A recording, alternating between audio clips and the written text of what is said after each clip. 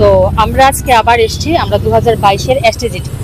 তো দেখুন, আমরা 2022-এর সেপ্টেম্বর মাসে পরীক্ষা দিয়েছিলাম। আজকে 2022 গেল, 23 গেল, 24 গেল, 25 গেল, 26-এ চলছে। তো আজ পর্যন্ত আমরা পরীক্ষাটা দিয়ে এখন পর্যন্ত আমরা রেজাল্টটা পাচ্ছি না। তো সেই রেজাল্টের দাবিতে আমরা বহুদিন বিভিন্ন কর্মসূচি করে এসেছি, বিভিন্ন দাবি, রেজাল্ট পাওয়ার দাবি আমরা সরকারের উদ্দেশ্যে দিয়ে এসেছি, কিন্তু আজ অব্দি আমরা সেটার কোনো রেজাল্টটা পাচ্ছি না। তো এই মোতাবেক আমরা আমাদের মুখ্যমন্ত্রী তথা শিক্ষামন্ত্রী স্যারের বাড়ির সামনেও আমরা অনেকবার গিয়েছিলাম, কিন্তু ওনার সাথে দেখা করার মতো সৌভাগ্যটা আমাদের আজ অব্দি হয়ে ওঠেনি। তো এটাই মুখ্যমন্ত্রী স্যারকে অনুরোধ করবো আবারও, যে স্যার আপনি আমাদের প্রসেসটাকে 2022 এসটিজিটি প্রসেসটাকে আর দীর্ঘায়িত না করে 5টা বছর স্যার আমরা বেকার, আমাদের জীবন থেকে 5টা বছর স্যার চলে গেছে। তো বেকারত্বের লাইফ থেকে 5টা বছর চলে যাওয়া মানে বিশাল ব্যাপার। এটা আমাদের মাননীয় মুখ্যমন্ত্রী স্যার, শিক্ষামন্ত্রী স্যার নিশ্চয়ই বুঝবেন। তো আমরা দীর্ঘদিন ধরে অপেক্ষা করে আছি স্যার। স্যারের কাছে আবারও অনুরোধ করে বলবো যে স্যার আমরা 2022-এর এসটিজিটি প্রসেসটাকে খুব শীঘ্রই রেজাল্টটা আউট করে প্রসেসটাকে কমপ্লিট করেন। আর 2022-এর পর এসটিজিটি পরীক্ষা আর হয়নি।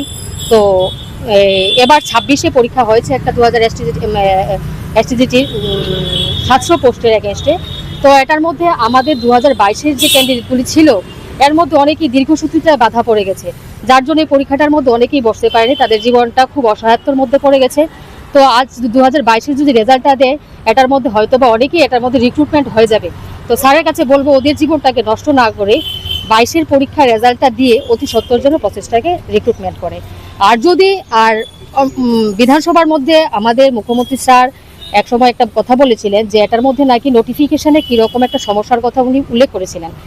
তো আমরা বলবো নোটিফিকেশন যদি সমস্যা থেকে থাকে, নোটিফিকেশনটা গভর্নমেন্টেরই দেওয়া।